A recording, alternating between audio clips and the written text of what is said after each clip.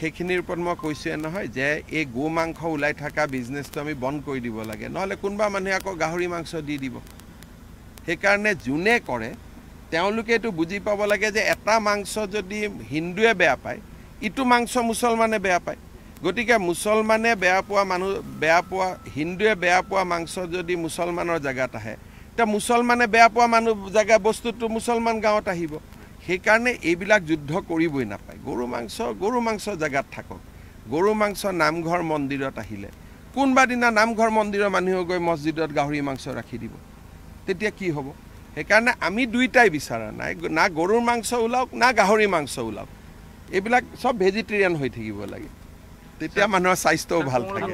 সেইখিনিৰ ওপৰত মই কৈছোৱে নহয় যে এই গো মাংস ওলাই থকা বিজনেছটো আমি বন্ধ কৰি দিব লাগে, নহ'লে কোনোবা মানুহে আকৌ গাহৰি মাংস দি দিব। সেইকাৰণে যোনে কৰে তেওঁলোকে এইটো বুজি পাব লাগে যে এটা মাংস যদি হিন্দুৱে বেয়া পায়, ইটো মাংস মুছলমানে বেয়া পায়। গতিকে মুছলমানে হিন্দুৱে বেয়া পোৱা মাংস যদি মুছলমানৰ জেগাত আহে, এতিয়া মুছলমানে বেয়া পোৱা জেগা বস্তুটো মুছলমান গাঁৱত আহিব। সেইকাৰণে এইবিলাক যুদ্ধ কৰিবই নাপায়। গৰু মাংস জেগাত থাকক। গৰু মাংস নামঘৰ মন্দিৰত আহিলে কোনোবা দিনা নামঘৰ মন্দিৰৰ মানুহে গৈ মছজিদত গাহৰি মাংস ৰাখি দিব, তেতিয়া কি হ'ব? সেইকাৰণে আমি দুইটাই বিচৰা নাই, না গৰুৰ মাংস ওলাওক না গাহৰি মাংস ওলাওক। এইবিলাক চব ভেজিটেৰিয়ান হৈ থাকিব লাগে, তেতিয়া মানুহৰ স্বাস্থ্যও ভাল থাকে। সেইখিনিৰ ওপৰত মই কৈছোৱে নহয় যে এই গো মাংস ওলাই থকা বিজনেছটো আমি বন্ধ কৰি দিব লাগে, নহ'লে কোনোবা মানুহে আকৌ গাহৰি মাংস দি দিব। সেইকাৰণে যোনে কৰে তেওঁলোকে এইটো বুজি পাব লাগে যে এটা মাংস যদি হিন্দুৱে বেয়া পায়, ইটো মাংস মুছলমানে বেয়া পায়।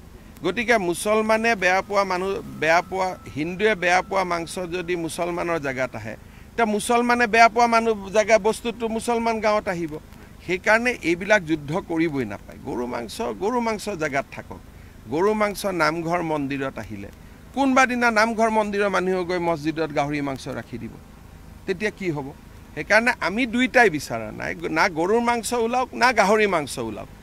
এইবিলাক চব ভেজিটেৰিয়ান হৈ থাকিব লাগে, তেতিয়া মানুহৰ স্বাস্থ্যও ভাল থাকে।